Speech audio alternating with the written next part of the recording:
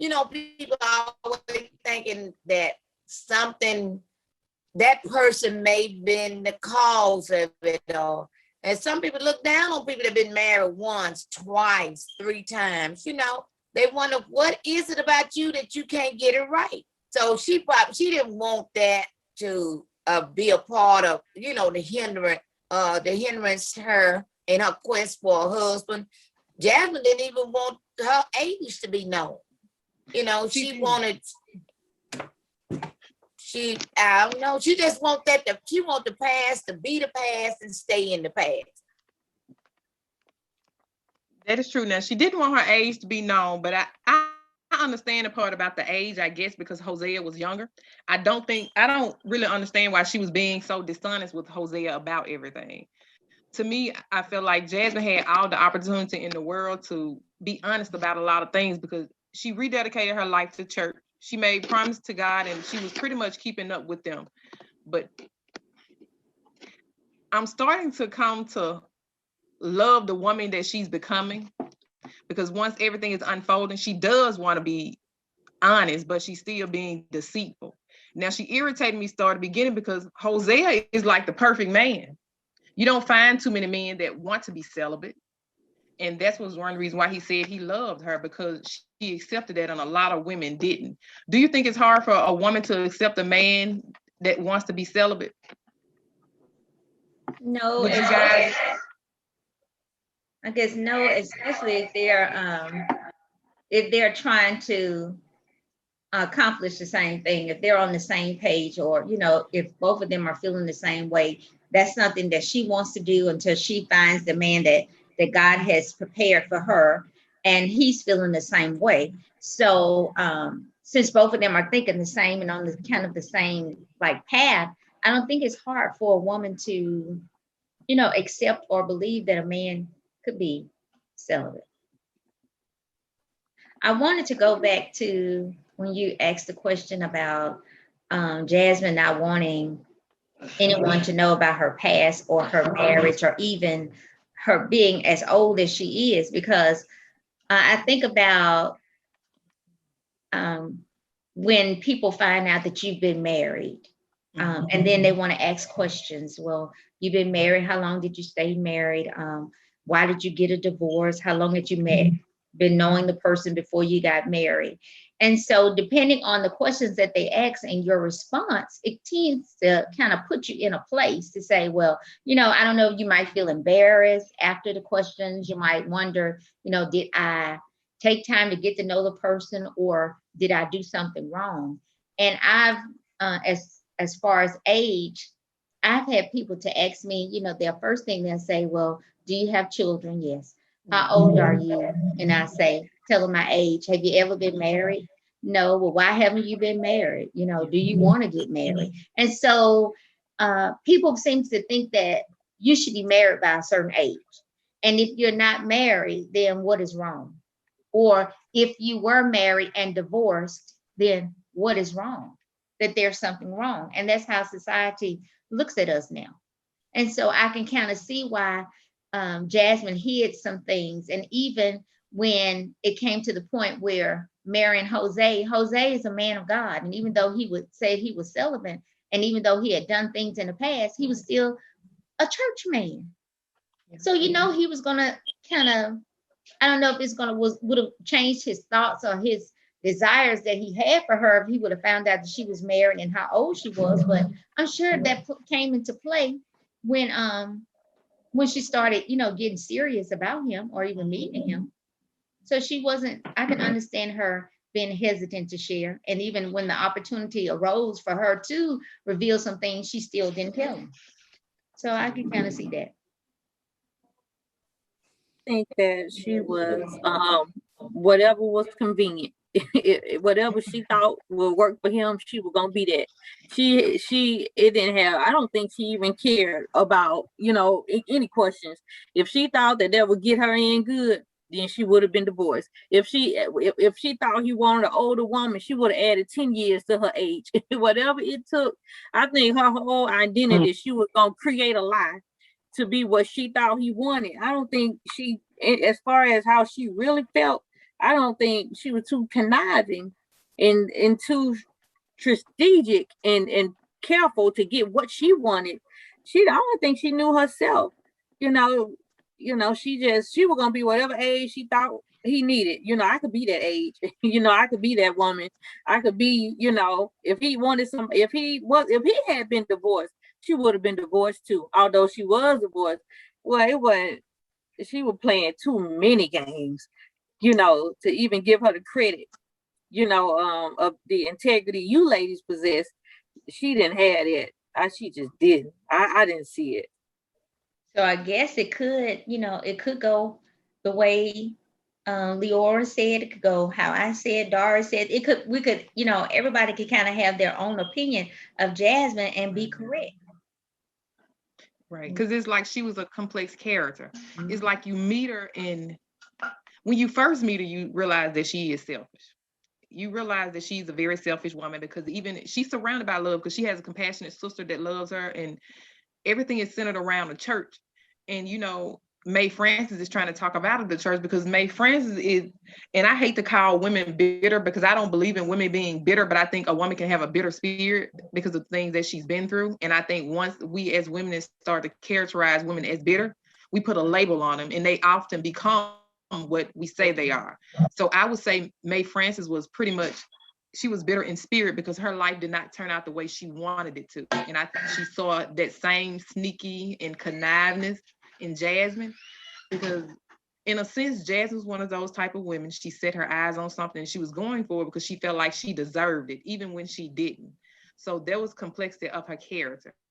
The thing that I did not like, Hosea was open. He told her, no, I have not always been in the church. He was honest with her about being angry and why he left New York and went to Chicago, but he realized what his purpose was. He grew up in the church. So this is what's truly in me. And is whatever is truly in you, it always comes out. And Jasmine's true character was coming out. She was sneaky, she was conniving, she was deceitful. But at the same time, she was a woman that I think she was misdiagnosed. I don't think she was afraid of being alone, because you didn't want Hosea in the beginning. You had your eyes fixed on Hosea's father. So if you was afraid of being alone, you would have took any man. Often people that are afraid to be alone, they accept anyone that accepts them. And Hosea accepted her for who she was, or who he thought she was. But my thing with Hosea is he kept missing some red flags. Do you think it was what Malik said, in love, or he was just naive, or just honestly stupid? I don't know. But let me go back to something, because you said that Jose was open and honest. He was. Well, there are different standards, because a man can be open and honest and it's okay. Yeah. But a woman started being open and honest and telling about her past and her indiscretions, it is something different. She's labeled as something different and thought it's something different. So that's true. Just that's how it is in society now. So I do kind of still understand why Jasmine didn't, reveal and tell as much, and why she felt she had to not disclose so many things about her past. We are judged harder. Women are judged harder. But even with Hosea,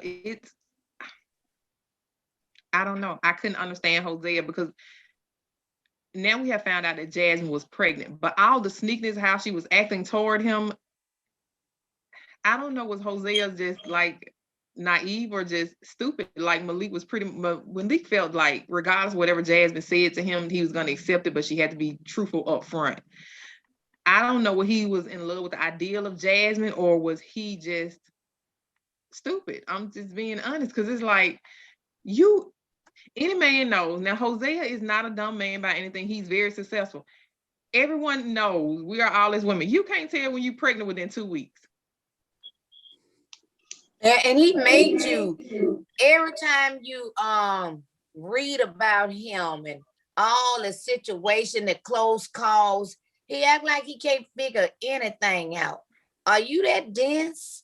Yes. I mean, you can't see the truth, or if the truth slapped you in the face and say, I'm true, you wouldn't even believe it. Are you this so perfect man that, hey, darling, and this and that and this, somehow or another they seem like they have him too artificial.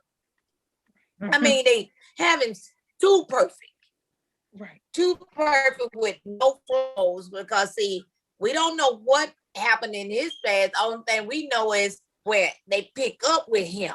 So they're kind of fixing him up like he is the perfect man. The perfect man meets the cruel woman or the lying woman, you know, the conniving woman, and it makes him look so dumb, you know, naive in life. You've been out there already. Right. You that naive. He's been out there, but he may not have been out there that much. Now, I do believe that everybody sees some signs. Now, if you choose to look over them and just go on with whatever and let it play out, then that's on you. But I even though he seems naive, there are some things that I'm sure Jose was aware of and knew Jasmine was lying. But he wanted to be with her. He wanted to love her in hopes that his love for her will probably change her ways, or, you know, you look over, you know, everybody has flaws. So you look over those little so-called minor things. Even when his dad kind of hinted that Jasmine was looking at him, he acted as if he was shocked. You wasn't shocked, Jose. It's just that I just felt like he was aware. He saw some things. He chose to put them to the side and continue to go on with Jasmine.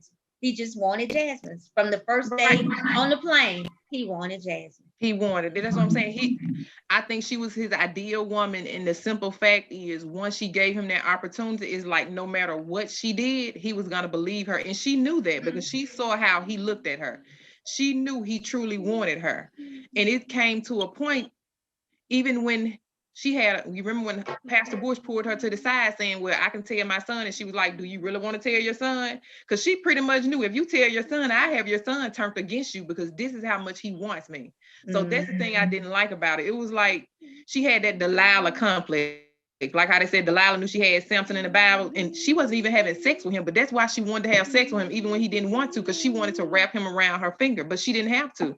Him having the woman of his dreams was enough, and he didn't care what she did, because if Malik could tell just by barely having a conversation with her, he knew that she was lying. Pastor Bush looked at her sideways. He knew that she was being dishonest.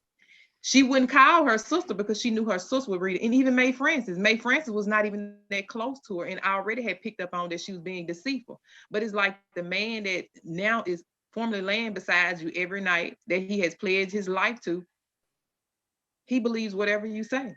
No matter who questions it, he believes you. So was he emotionally attached to her? I don't think he was emotionally. I think he was physically and mentally. I don't think emotions was involved because he didn't know her long enough. I think mentally in his mind, he got a woman that he thought he could never have. And then she accepted him. You know, like he said, most women had an issue with certain things about him, but see, he didn't know she did too. Right, but she didn't express them. She played her role. She didn't express them. And now she didn't express them out. She didn't express them out loud to him. Right. But she did have concern. She said, well, I can fix that. You know, Right. well, I can fix that. That's no big issue. I can fix that. And I can fix this and I can fix that. So all along she was planning on changing him into what she wanted him to be. But I mean, what made her, you know, did she really want Jose? If she really claimed she loved Jose, why she couldn't stay away from Brian? Brian talked about her, looked like he just talked about her and dogged her out and did everything, and there she still was. I mean, and see, that's what she it was. Was sick. Like, to me, she was sick. Brian was the man of her dreams. That was the difference. Brian was the man of her dreams, but Hosea was the man that was accepting her. So she was gonna fix Hosea up to be that Brian once she got him up under her web. That's the only thing she knew. Once I marry him and I get him off to myself, nothing that his family can do is gonna change that, because she knew only thing I need him is to be with me. And once I get that, he's locked in, and I'm gonna change him into Brian. But I believe Brian was gonna always be that man that she was gonna creep back with, because he had everything that she wanted. He was cocky, he was confident, he had the great career. he had the swag. Hosea did not have the swag. He had the confidence, but Brian saw straight through Jasmine. And remember, she's gonna reveal later on in the book that she can't stand Brian. Yeah, she could stand her because she knew Brian told her who he was up front. She knew who Brian was. She knew Brian was married. He was messing with her. So how could Brian be the man that she wanted? He didn't have nothing. I mean, he didn't do but one thing with her. That's all he wanted her for, one thing. So that's all she was looking for. She was pitiful. I mean, to her, he was handsome. He had a nice body. He dressed nice. He had everything that going for him that she, was looking for. So he was the man of her dream. Jose was short. Gonna fade in time. Yeah, that like. But he didn't have a nice personality. He didn't have a nice mouth. He was foul. Yes, because he knew about her past, so he wasn't going to speak to her nicely. He already knew about her. How can that be a man? How can that be a man of her dream? The swag. He had the swag. He had the power. He had the prestige. He had what she was looking for. See, Jasmine had what Hosea was looking for. So regardless of whatever way she spent, Hosea wanted to believe it because Hosea did not want to think he was being stupid or foolish. That was his confidence. His confidence was in knowing that he had a worldly woman, but he was going to accept her because he wanted to feel like he had the power over Jasmine. Because remember, everything was on Hosea called when we got married, when we had sex, whatever we did. So Hosea felt like he had power over Jasmine, and Brian felt like he had power over. And Hosea did not have, because the whole time she was plotting until she got pregnant. So it's like that's when God finally stepped in to reveal some things to Hosea. I think it's a way to grow Hosea up because it's like, why this soon? Because we already know at this point she's not pregnant by Hosea. It was revealed there. So we know this is not Hosea's baby. Mae Francis has hooked her up with a doctor that's going to be deceitful toward her and help her tell a story. We don't know why. So now we realize who Mae Francis is. Mae Francis is like pretty much she's taking Jasmine up under her wing because she's lonely and has a bitter spirit, and I think she wants Jasmine to be in the same boat as her. Because remember, she even told Jasmine, "Oh, Brian is the guy for you. You don't want that preacher man." But she was saying that because of what had happened to her. Yeah, what had happened to her. She saw in Jasmine what she did. Mm-hmm. Okay, what she did and how it played out for her. I mean, the way it should have played out for her. But it didn't play, that man that come to see her was the man that help her doing what she did, But Brian had no interest in Jasmine whatsoever. He didn't even, when he found out she was pregnant, I don't want no part of it. That man wasn't thinking about her, no baby, or nothing else. He just enjoying his trips out of town and knowing that his friend, and naturally, his friend Jefferson, that we don't hear nothing about but his name, Jefferson had talked to him about what kind of woman she was. Mm-hmm. So he knew what she was, what kind of woman she was. He knew her mindset. He knew how he thought. That's how he could easily manipulate her because Jefferson probably had told him what she was about. And just like Jefferson didn't want her. Brian didn't want her, but he was just, he was just trying to see what Jefferson said she was. So he was gonna do what, just a little quick or something like that. But she didn't have nothing. How can you understand? How can you let yourself get pregnant by somebody that you didn't like and they ain't like you? It's that battle between good and evil. And I think it was the sex. I mean, hands down, I think she wanted just what he wanted. She wanted her. He told her, "Look, oh, that's even better. I'm married. You married. All that. It was just all about the sex." And I don't think that, I don't think she cared. I think it was all about the sex. She had this man that was waiting on her hand. He was waiting on her, and she still having sex with Brian. Yeah, I mean, well, she could have. She could have waited if she was going to do all that. Why not protect yourself when you know that this man is the man you gonna be with, the man you gonna marry. So why not protect yourself? It was the Why cologne, Miss Doris. why add more fuel to the fire when you're already a bona fide liar? You're bona It I fide. think wasn't. I don't think It she was was a thinking sex. about the long-term consequences. I think she was Oh, pretty much, I no. think Jasmine was thinking about Jasmine. She was thinking about being in that moment because even if she That felt like, moment. okay, I can't get away from him, she could get away from him because I'm pretty sure every woman has met a guy and you'd be like, okay, he cute, but I know he ain't right, so he ain't even finna get conversation. And she knew Brian was cocky. And men like that are already cocky and think they can have whatever woman they want, you don't even entertain the conversation with them. Because even when you entertain the conversation, you know you playing into their ego. She didn't care. She did not care. But aren't those the type of guys we run to? Honestly, oftentimes, Not me. Come on now. That's the type of, sometimes it you is got, for women, like but Leora said, you have this man waiting on you hand and feet, but you want to go with Brian. He has talked about you in your face, has told you how he feel about you, let you know up front it's just a sex, let you know up front, yeah, you were with my friend Jefferson, you caused all this rift between he and his wife, they ran you out of town, all that. But still she was intrigued by him and she still wanted him. okay, Ken, what you finna say? She didn't want him. She just wanted a temporary good time because Jose was giving her everything she wanted except this sexual relation. That's all she wanted from Brian. She didn't want Brian. But if you didn't want Brian, my thing is, why not protect yourself? Because she was caught up in the moment. Brian was a good chase. She was caught up in the moment. She already was making irrational decisions. So when you're doing things like that, you're not gonna say, okay, well, I'm already having sex with this man. Let me think rationally and protect myself. I mean, you just go full throttle. And she had an agenda off top. Yeah, anyway. it was her agenda. So right there was nothing for her to even stop. Like I said, she didn't even try when he got in that taxi with her. She didn't say, she didn't resist in no kind of way. She didn't do nothing. She had an agenda. She didn't care that he looked at her, talked about her, felt some kind of way. She had her own agenda, despite of how she knew how he felt about her. It was her and what she wanted. That goes back to what she wanted. And even with us, when we get caught up with people who we feel or who we know we shouldn't be dealing with, guess what? We go through stuff anyway, because not because of them, it's because it's something that we want.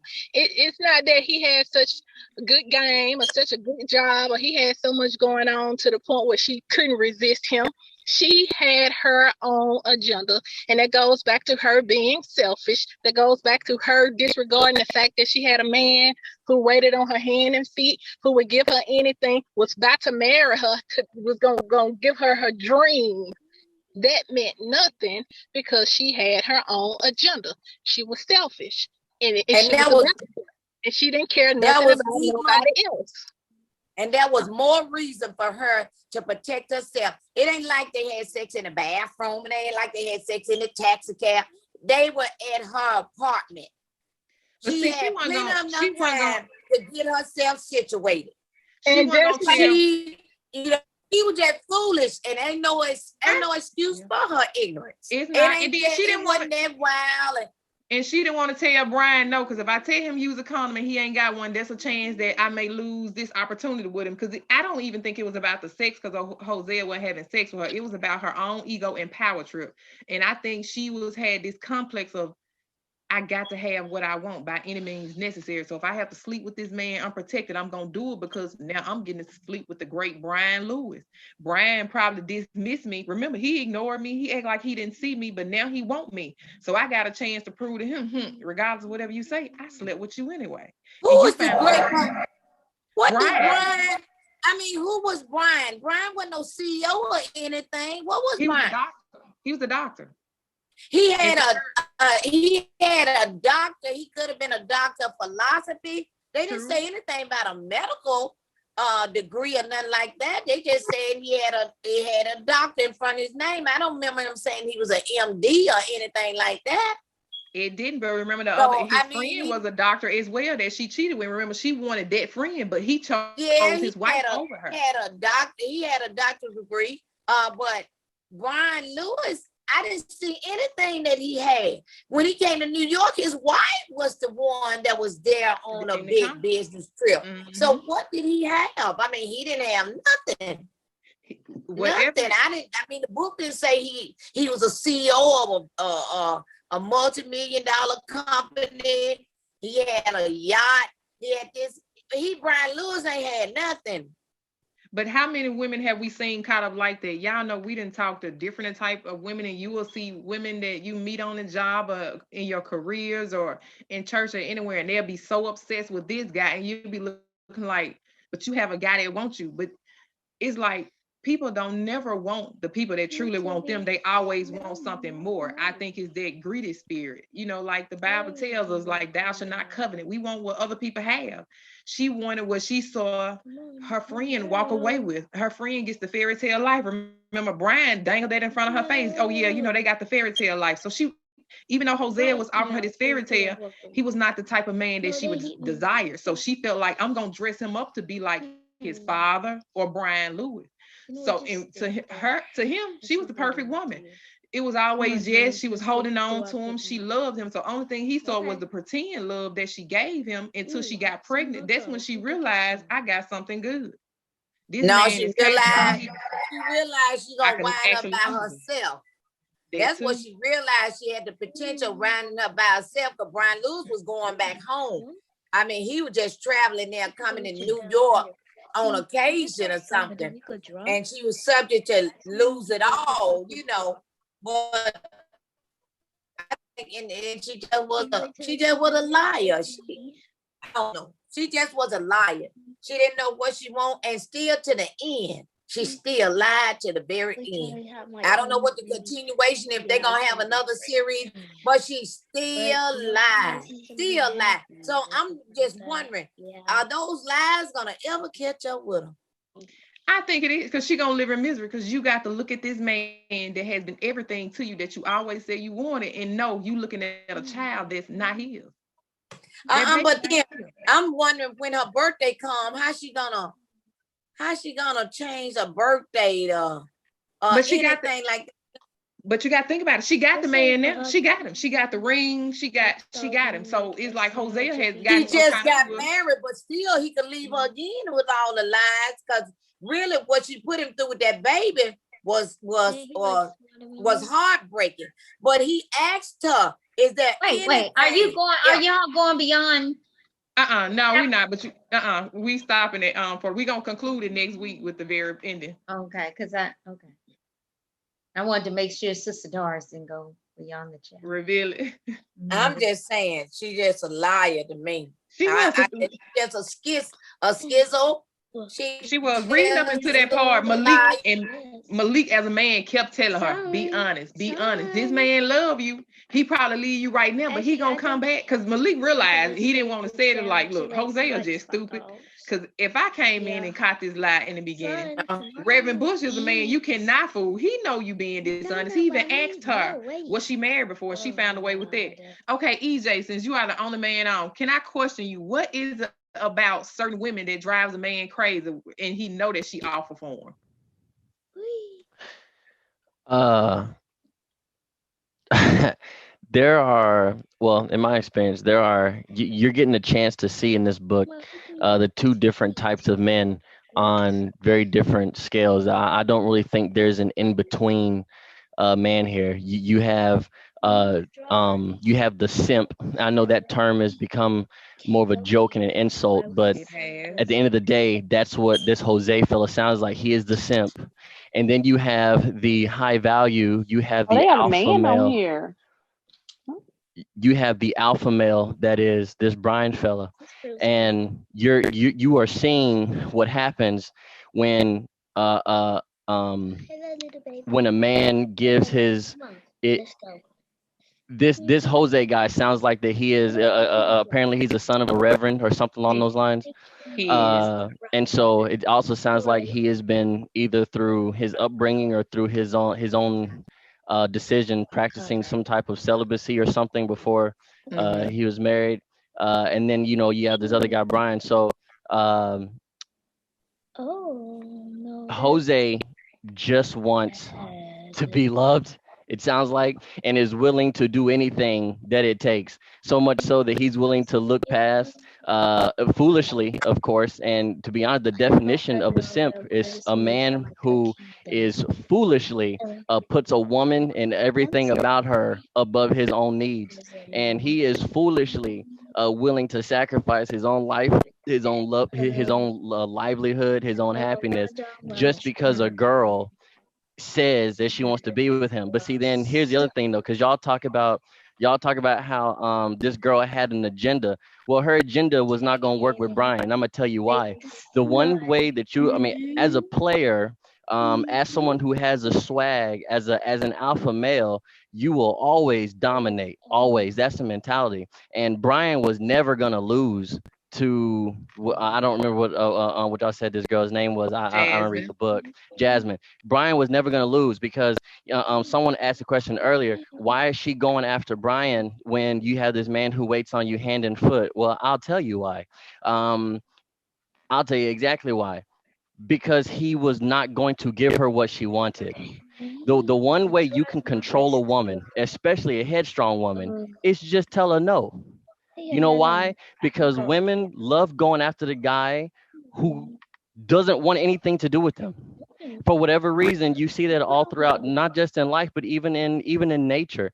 You see when women don't get what they want, they go even harder after it. They don't like being told no. They don't like being rejected. And you see what happened with Jose. Jose gave her everything she wanted. She didn't want him because she had him. That was not a conquest for her. That was not a a challenge for her. She already had him, which means that he had nothing to give her. He had nothing of value to her. So she set her sights on a man who claimed and who showed her that she was beneath him. So she was trying to go out her way to prove to him, no, I can get you. But guess what? Guess who still won? Actually, Brian, because he don't give a damn about that girl. Because he already has the money. He has the job. Brian is a high value man. It seems like he's a doctor. He makes, so much money that men who make that kind of money don't care about the money that you offer, don't care about whatever sex life you think you offer, because men who have that kind of access to money, who have access to that type of lifestyle, have access to network. They have access to other women. They have access. I'll guarantee you this is not the only time that Brian has been an infidel in his own marriage. You know why? Because he has the money. He is an alpha male. And you're seeing two different sides of manhood here. You're seeing the men who know that they're men and who exhibit these alpha dominant mentalities, and then you have the men who just want so badly to be loved because they lack the confidence. A man who is willing to accept someone like Jasmine is not confident. No matter what you say, no matter what the book may say, a man who is willing to accept a woman like Jasmine is not confident because he is not capable in his own mind of getting anything better. That's not confident. That's a wuss. That's a beta. Okay, that's a simp. That's a man who is not willing to stand up for himself because he does not believe in himself and he thinks that he is incapable of getting anything better. So he wants what's in front of his face and he's willing to do anything and everything, even so much as apologize, even just to keep a woman around. And so I think that what's happened with Jose is that Jose is too far gone. In my opinion, again, on the outside looking in, Jose is already set in his ways. Jose is too far gone. Whatever, even if he moved on to another woman, you would find that Jose repeats the same mistake with another woman. He's willing to let her do whatever she wants just so he can maintain this life that he thinks he will never be able to achieve. So whatever woman is willing, even verbally, to agree to some form of life with him, he's gonna be okay with that. And I hate to say that, we need more. We need more men who are in the middle. I'll be in the middle, but unfortunately, you're not going to see men who are in the middle. You're going to have the alpha, or you're going to have the simp.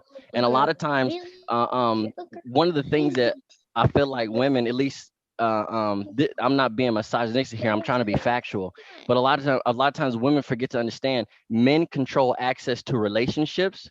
Women control access to sex, and there is a difference between the two. Yes, you're right. If all Brian wanted was to have the sex, she would have to relinquish access of herself to him. So in those parameters, you're right. But what she wanted was more than just sex. which means that she could not get into his life because he contained the access to it. So at the end of the day, he controlled all the power because what she wanted, he would not let her have.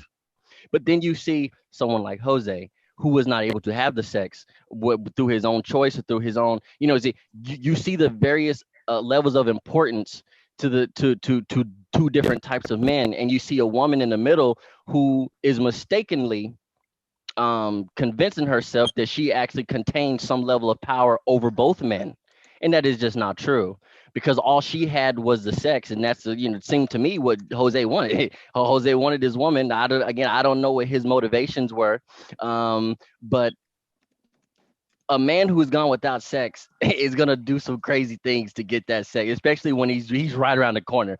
I grew up a preacher's kid, and the life that we were, supposed to live was one free of not just celibacy, not just sex, but you weren't even really allowed to look at a woman or look at a girl or hang around with a girl or be anywhere within 6 inches of a girl. It's craziness, but that's true.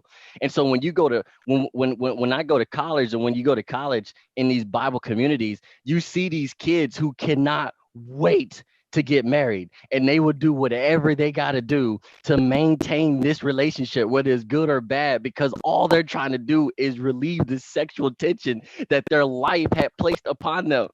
And so that's what it sounds to me like is going on with Jose. He is turned into this guy that is just, he is so close. He's so close to getting to being married, to having this intimacy that he has been craving as a man, as a teenager, really going through puberty. And now he is, you know what? It don't even matter, Jasmine. Do all this, have a kid, etc., etc. I am so close to getting the thing that I need that I am willing to forgive you, which is so bad, because you see a lot of that actually in real life too. I'm not just labeling that on the Christian people, but you see a lot of men, period, whether they're Christian or not, they are willing to give up everything for sex. And I hate to say that, but that's just the truth. And you are seeing in Jose and Brian the two sides. One is an alpha and one is a beta. You see what happens when one is willing to give up his life for sex, and you see what happens when one is willing or knows where he stands on the, more or less, on the food chain that is humanity. And then you got this woman in the middle, and it's this is really a perfect scenario. This is a great example of the differences and the lack of communication, understanding between men and female, because you have one woman thinking she can have it all, but then you have, really, does she really have it all? Who does she really have control over here, and why does she think she has control? Because really, she don't have control over nobody but Jose. She ain't got control over Brian, whether she has his kid or not. He don't care. And Yeah. nothing, and that kid is not going to hurt his life. It's going to hurt hers. So, you know, the biggest question, is, nice guys finish last. Well, why is that? Well, it's because women like the challenge. They like the conquest. They like to have the thing that they cannot have. And, as a player, the greatest way to get a woman to be interested in you is to tell her you don't want her. It's crazy how that works. You tell a woman no, she'll be yours forever, because she's gonna stop at nothing to get you to want her. Especially one who is attractive, especially one who's used to having men wait on her hand and foot, especially women who's used to, men giving them things just because they look good. You turn around, all of a sudden you find this one guy who says he don't want you. What? Oh, yes, you do. Well, guess what? I win. I won, because I just made you have interest in me, because I told you that you don't want that I don't want you. So that really is, at the end of the day, that's really where it is. She's being manipulated by Brian, and she fell into his trap, not the other way around. That's powerfully true. And then the sad part about it is, like, Hosea, and I think she read him. Hosea comes off as confident, but no confident person will be willing to lose so much to be with someone that pretty much has nothing to lose. And like I said, Brian know he has something to lose, but like I said, we see that in celebrities all the time. You see celebrity marriages break up, get back together, they move on, marry somebody else. And often we see it in our own communities. We can see a girl or a guy with somebody, and we can see them doing them wrong, being dishonest with them, keeping up mess within their lives, messing with their livelihood, but they will go for it because it's a self-esteem issue. That goes back, and you can see a guy, he can pretend to be confident, but you can tell when he's not confident, because I don't think any real man will want a woman like Jasmine that's manipulative, that's messy to a point. She see this man has a whole church, him and his father, he's on TV, and she's willing to destroy all that to have her way. And he's willing to let it be destroyed because he refuses to step up to her. He felt like he had the power because she went along with him being celibate, but he didn't personally see her agenda, and he doesn't realize the father is very wise. He realizes how much they have to lose dealing with Jasmine. He read Jasmine like a book from day one. Malik is her brother, well, her god brother, but he sees her for what she is. And he's constantly telling her to be honest, be honest, be honest. But I don't think Jasmine has honesty in her. I do think she's realizing what love is because she knows Hosea loves her.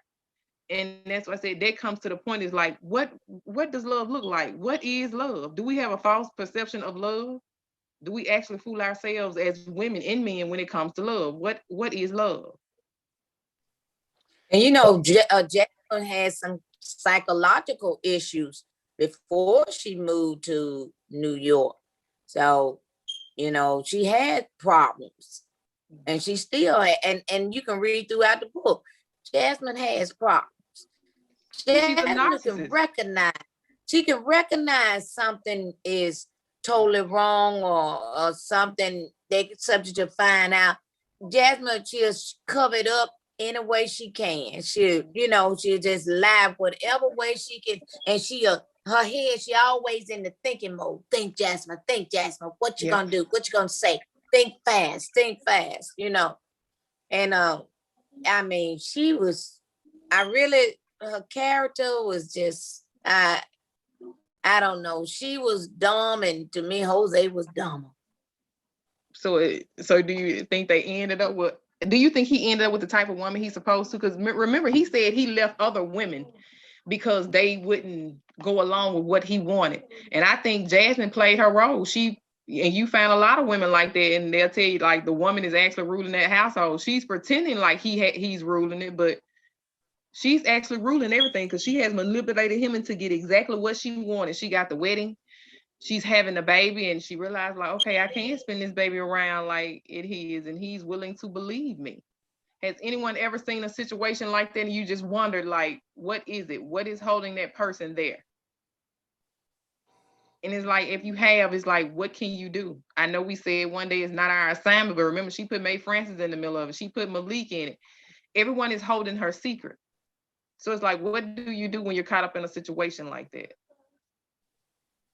You remember he found her secret because she said it at the hospital, and he heard her, you know, and his father knew. I mean, he had sense enough to count up things and count days and realize, okay, this can't be my granddaughter. And he urged her, tell the truth. You don't tell it, I'm gonna tell. I promise you, I'm gonna tell it. And next thing she do, she lie. Because she knew he was gonna remember what EJ said, an alpha male. The father was an alpha male. He smelled Jasmine for what she was a mile away. He wasn't going. It's like, I'm not finna get caught up with a woman like you. He knew exactly what she was. Well, Jasmine knew what she was. Yeah, Jasmine knew what she was. He knew exactly what she was because he probably had dealt with women like Jasmine. So it wasn't hard to read her. Right. And you know, as a pastor, they counsel a lot of they get offering counseling and different things like that. Yeah, and they but the congregation spotted her out when she first walked into the church. And that's why the pastor said, I've seen women, he said, let me come clean with you. I've seen women like you come through the church. All of you all have the same motives. You dress alike. You do the same thing. Your similarities are so, you know, alike. I know what you're about. And I'm just want to put you in your place. I don't want you. You know, that girl went as far as taking a knife, cutting her tires, and just everything. She was just tutti frutti. But did the book describe her? Did the book describe her feature, you know, how she looked? No, only thing they basically just let us know that she was a woman, that she kept herself up. She gonna make sure that she looked nice. She dressed for whatever occasion. So she was strategic in everything that she did. Like I said, she was a thinker. I think she was a narcissist. She had to control the situation. She didn't love anyone but herself, and it was all about her. And she would make a person remember. She'll think, if they get me on this lie that I tell, now I can spin it and tell another lie to make it look like I'm the victim. Even when she slashed her tires, remember, she always walked out with her head held up high because she already knew, well, I'm just gonna say this and I'm gonna spin it around like this. And like whatever web that she created, she was gonna spin it to make it look like she was the victim. Everything was gonna be about But you her. know, but she couldn't spin it with the deacon because the deacon said, "Oh, and Sister Jasmine, watch those knives." You know, Right. She hated him. She hated all that. Because I mean, they But were confident. It's like, look, I'm confident in my faith. I'm confident in my Lord. And so you will find men, and they can be not. I have seen nice looking guys, and they'll get with somebody. You be looking like, what's wrong with you? You can't. And you will see nice looking women with guys that they are abusive to them, and they just take certain things, and you wonder, it's like, but it's a self-esteem issue, and we always want things that are not right for us because that's the desires of our heart. We want what we want. My brother told me a long time ago, he said, a man will change for a bad woman before he'll change for a good woman. And his logic on that was, if I know you a good woman, you gonna stick around and stay, and I have an opportunity to get you back because you are a good woman. You're not gonna go out there in the world and mess with these different people. But a bad woman, she already knows she bad and she ain't got no other qualities, so she gonna use her sexual wiles to get what she want. If I leave her alone, she gonna go morph into what this other guy want. If I like a girl that drink, if she one of them type of women, she gonna smoke, she gonna drink, she's gonna be like Jazz, and she was chameleon. Whatever that guy wants, that's what I'm gonna be. But this good woman over here, she gonna hold on to her morals and values. So I have an opportunity to go back with her because I know she a good woman. So he said a guy would change for a bad woman. But I guess not in a sense, not an alpha male, because it's like if I lose you, I know I'm gonna find an even greater woman because I'm just that confident in myself. now, alpha male, remember, don't just have one woman. Yeah, No, two they and three don't. all at the same. They do. So that's what I'm saying. It's like, what does love look like? Does love mean that you have to settle? Does love mean that you got to take some stuff? It's like you just don't know. Kim, you're quiet. What does love look like? Oh, my auntie's here and she got something she want to say. Okay.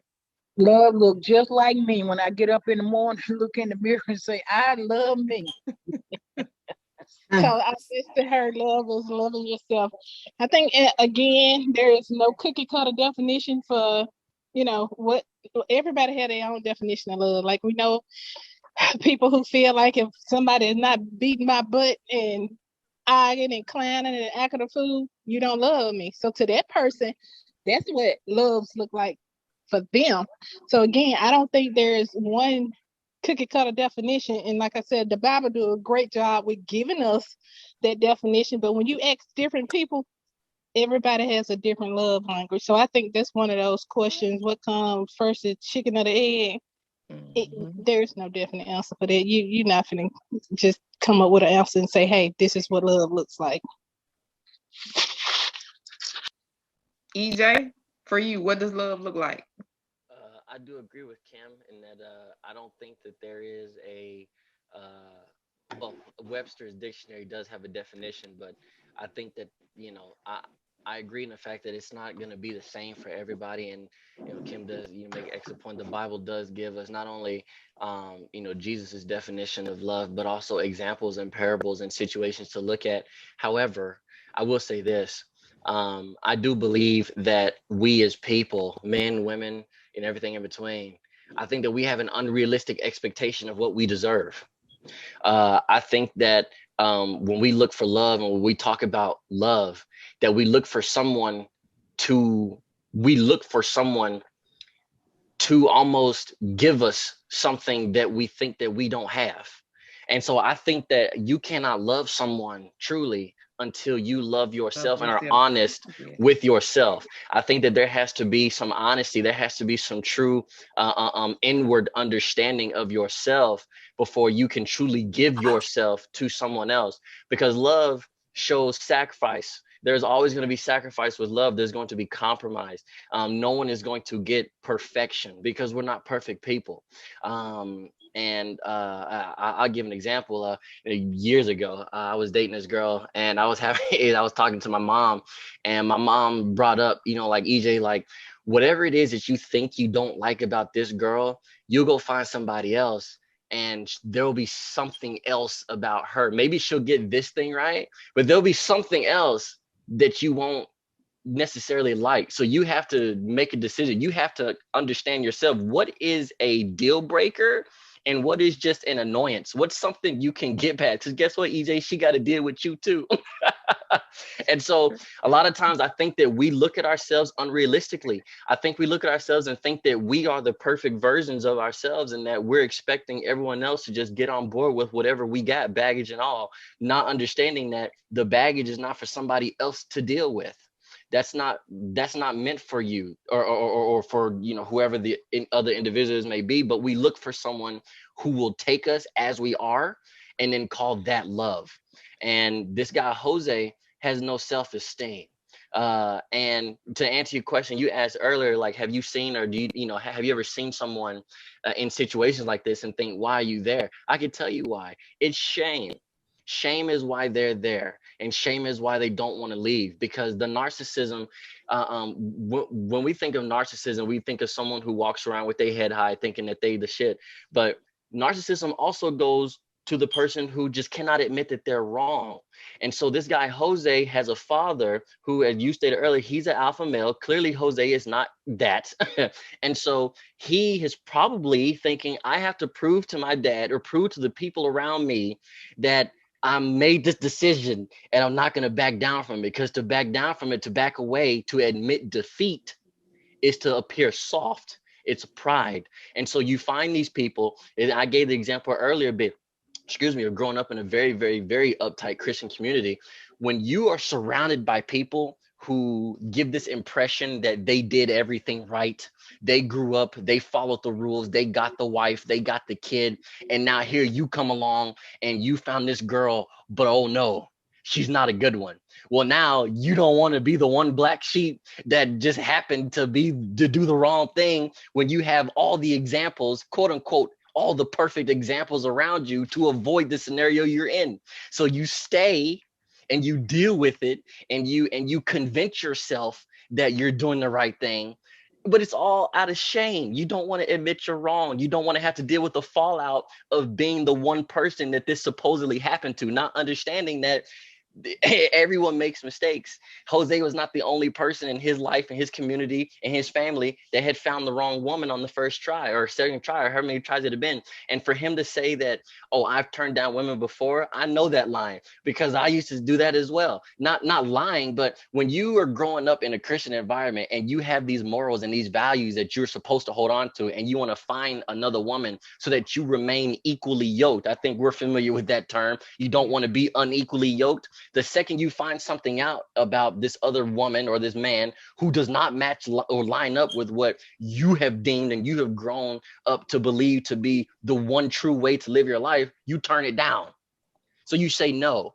But I don't think that Jose ever told a woman no because of his alpha mentality. I think he turned down women because they just were too worldly. There was no explaining this type of woman to dad.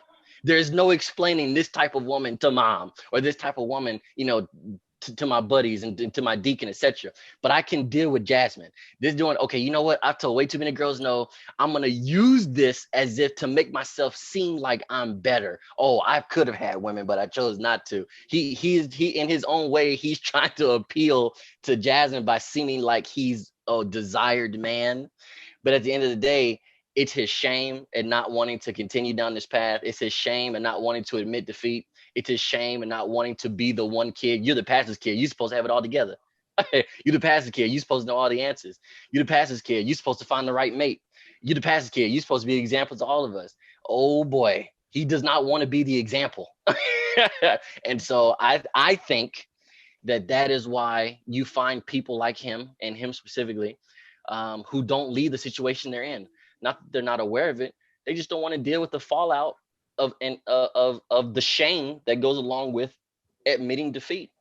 And it's sad, but I mean, the alternative is to live happy, but then you also might have some lash out, you know, we obviously know that through the book. I hear you guys talking about his dad knew exactly the kind of woman that Jasmine was, but for all we know, Jose could be sitting around thinking that, okay, well, dang, uh, if I don't stay with this woman, is dad gonna think I'm weak? Is dad gonna think that I don't have the ability to live up to his expectation? There's a lot of things that goes on in a beta male's life, especially if his dad is the polar opposite, because that's what he grew up watching. So he feels that that's what he's supposed to be.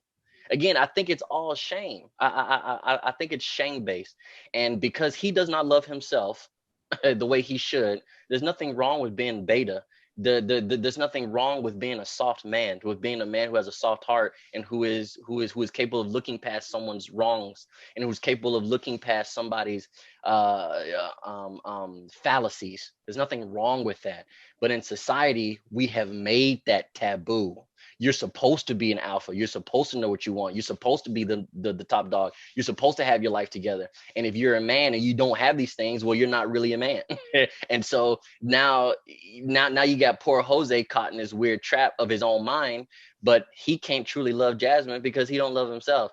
And he's associating love with him being willing to forgive her, because Jesus also teaches that in the Bible as well.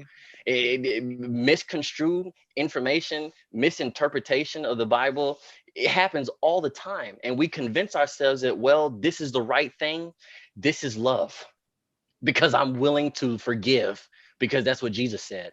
But again, as Kim said, it's not cookie cutter, because it doesn't apply to everyone.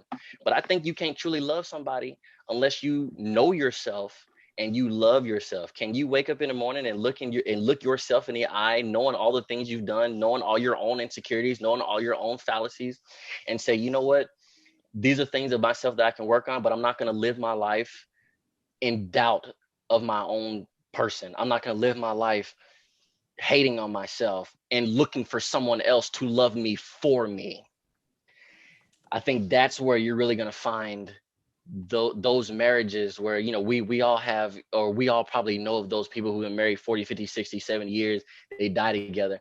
I think if you look at those couples and you look at those families and those lives, you'll find people who are willing to not just love each other, but they love themselves. And I think that's where you find the true value in a marriage and in a relationship, is loving oneself. I think is really the key to loving someone else. AJ, I think you hit the peripheral head nail on the head. I've been speaking on that all week. Self-love. Self-love is the best love. If we cannot love ourselves, be honest about ourselves with who we are.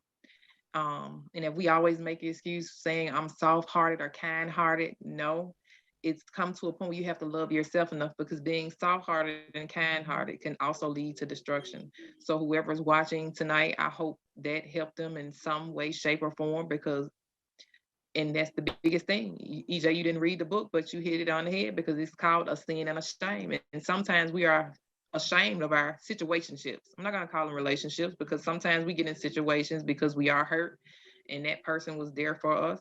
Sometimes we make a lifetime's decisions based off a momentary emotion. All right, Ms. Doris, what do you think? What is love? What does love look like? Well, first of all, I don't consider Jose as weak.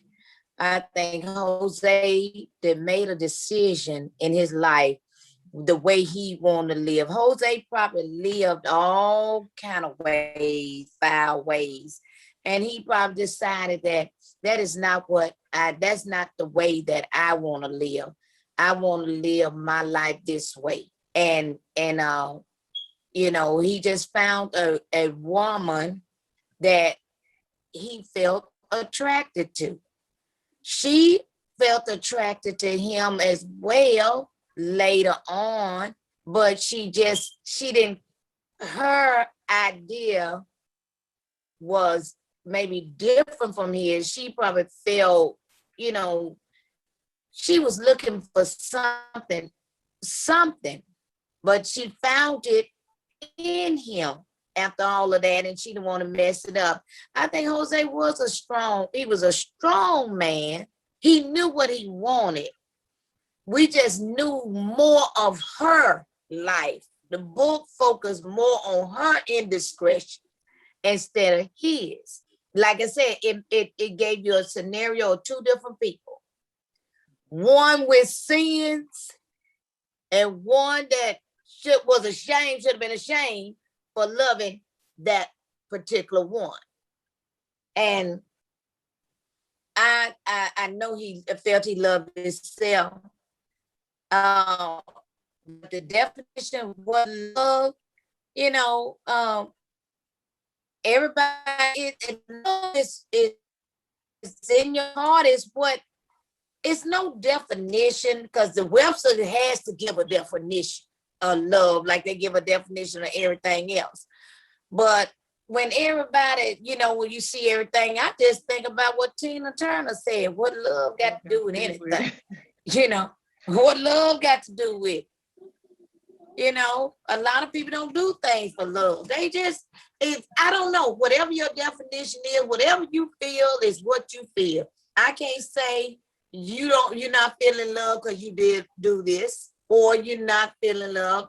I can't say that, because if I can't answer my own question, I definitely can't answer what you doing. But that's all I said. What love got to do with it? If you fit, if the pieces of the puzzle fit, then hey, that's it. If it fit for you, not for what other societies say, or who looking, or what my parents thought, or what my friends may think, or what the community may think, it's all about what I think and what I feel. That's what I said. It's all about you and what you feel and what rocks your boat. If it floats your boat, then hey, my thing is sail on. And I agree. Again, it looks different for everybody. And also, in EJ's defense, he didn't read the book. So, Doris, I do agree with you, because some things he's not aware of about Jose. But I do agree with you. I didn't think Jose was necessarily a weak man either. And like I said the week before last, he had made up in his mind that, hey, this is what I want, because he was not aware of Jasmine lies. And we also gonna see in the book that when he finds out what's gonna happen. So again, I don't think he's weak, and I don't think he's weak for that. It's just that he was at a point in his life that, hey, this is what I want. This is what she presented to me. I think I found it. Let's go. So again, not him being weak, just him being blind. Well, he didn't know she was lying about her age. There's a lot of stuff that people can hide from us. And I'm sure, well, and I can't speak for everybody else, but some of y'all probably can relate. You get with people, they tell you this, they tell you that, and then later on down the line, you find out this person at the age they said they was. They don't have a job that they said they had. They just lied about a whole bunch of things. But when you first meet these people and they telling these type of lies, basically in your head, it's like, why would you even lie about that? So that's not nothing you just even nitpick and trying to find out that it's a lie. So not that you're stupid and not that you're blind, you just don't question certain things. When you talk to people and you meet people, you take what they say at face value. Innocent until proven guilty. So if you're 35, you're 35. If you work over here as whatever you say you work, I'm going to take that and I'm going to run with it until I find out different. And he didn't know nothing different. Don't make him a fool. Don't make him weak. He just didn't know. Well, honestly, EJ didn't read the book, but I think he hit the peripheral nail on the head, because even with speaking, I think we looking at like, oh, well, he's saying he weak and he's sorry. I don't think it came to that point, but I think he was weakening his heart, because he put his mind on something. And I think even in the end, even when he realized red flags, when the baby came up and he wanted to go to the doctor, he was to the point, I honestly don't think he wanted to know. I think he was at a point, I made up in my mind that this is what I want. And like I said, my only issue is I think people have a choice of free love to do what you want, but when it can hurt someone else and other people, I think you have to step back and reflect. If it was just him and Jasmine, he didn't have the status with the community or within the church, or even you're on national TV. And if that sin and that destruction, that can bring you down even with your whole show. It's not about what people think, but it's also about your life. And you're not necessarily living your life for yourself. You're living your life in the public. So I don't think he just meant like to a point where he just weak and he's sorry, he's a pushover. I think it's to a point where you're weak-minded because you choose to overlook the red flags. You choose to let someone that you know can bring you down because you know the status that you receive. Because again, you know this woman was not attracted to you. You know this lady didn't give her phone number until she realized she saw you in the church with diamonds in your ear and a well-dressed suit. And when it gets to the point when even when your father's trying to warn you, and I like how he tried to warn him. He didn't step in and he wasn't bullied about it, but he wanted his son to have wisdom. And I think it goes back even to biblical term when it came to Adam and Eve. But in the end, the father, he said, Jasmine, I didn't know you, but I have gotten to know you, and he kind of got to know her as a nice person after he got to know her. But Jose had no reason not to believe that child wasn't his. He had no reason to believe because he hadn't caught her in anything. So he had no reason not to believe her. She portrayed herself, she answered every question, portrayed herself as honest. God, I love you so much. I can't wait to be Mrs. Bush and all of that. She didn't give him a reason to question anything. The only reason he found out about that baby is he overheard her in that hospital talking to Malik. That's when he found out. Now, eventually, he may would have found out down the line if the baby got sick and needed blood. And you remember at one point, they was asking that he need to get some blood, but she wiggled her way out of that. It's only so far you can go in life, and then everything gonna surface. Everything gonna surface. But I think he was, she didn't give him a reason. I read the book, she never gave him a reason to question anything. And Jasmine is one of them people I hope I don't ever in life have to cross nobody path like her in my inner circle where we have to, what I'm saying? Like Jasmine was terrible and all that line. Even we're gonna see later on towards the end, even when given the opportunity, you still turn around and lie. Like, you can be a whole lot of things, but when it comes to me, a liar, I can't take it. You gonna have to go on about your business. So I don't know, was it that she was so used to having her way and getting what she wanted to the point that, oh yeah, God gonna get me out of this, God gonna get me out of this. But it seems like that's how she felt, or that's how she thought. Right, and I think even as the father, he by like he said, even with his clock, I'm supposed to show grace and mercy.